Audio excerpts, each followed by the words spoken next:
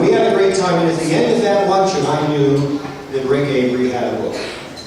No question in my mind. And as I worked on the book with him, I was amazed to find out how much he has done.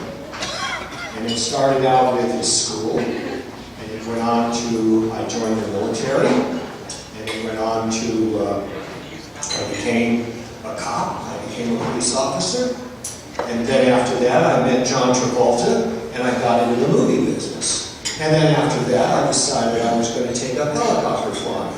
And I was going to fight forest fires in California, and I was going to work on film, and I was going to be the camera guy in the helicopter. And in all of that too, I'm a martial artist, I own my own karate school, I'm competing, I'm doing all these things, and it doesn't end. And then of course the last couple of years, he won not only the national, but he won the World Boxing Championship, which is quite an accomplishment. And I can add appreciably to that. That's why that book over there is so thick. It's a great book, and I suggest that you pick one up on your way out. I'd be happy to sign one for you. It's a great read. Now, what I found out from Rick, besides him being a marvelous human being, one of the easiest people I've ever worked with, always arrived with a smile, always was fully prepared, he was just an extremely positive person. I never saw him in a bad mood. I never saw him complain about anything. And what I learned about him, I learned near the end. You'll remember this, but I'm going to tell you what I found out about him. He said to me near the end, he said, "Would you like to see my hero room?" And those of you who have visited his home know what this hero room is. I haven't seen it. It's a beautiful room.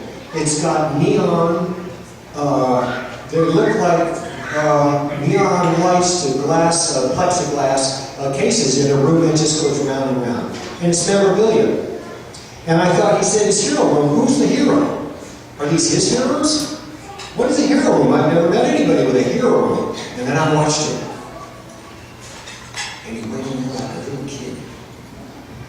And he lost himself in it. And he said, "Oh, and this is from Blues Brothers. And you see that hat, and you see this? Oh, and look at it." And I'm filming this because I thought I would use some clips later. And he went around like a little kid and just loved talking about his hero room. But that's only part of the story, because what I found out about Rick in the end of the book, when you read it at the end of the book, you'll know what I'm talking about.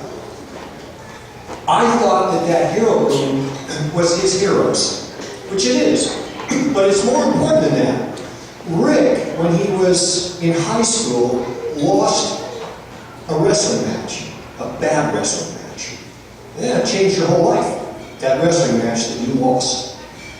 And he spent a long time after that looking for mentors, looking for heroes, looking for guidance in his life, looking for what we all do. We come into Kempo and come into martial art, is security and a safe space.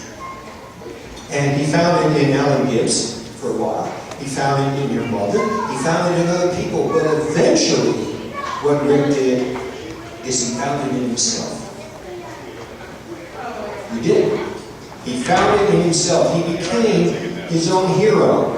And the way I know that is last year he came down to Wisdom Elementary School, where my wife is a school teacher of third graders, and he was at Wisdom Elementary career day, and he talked to the kids.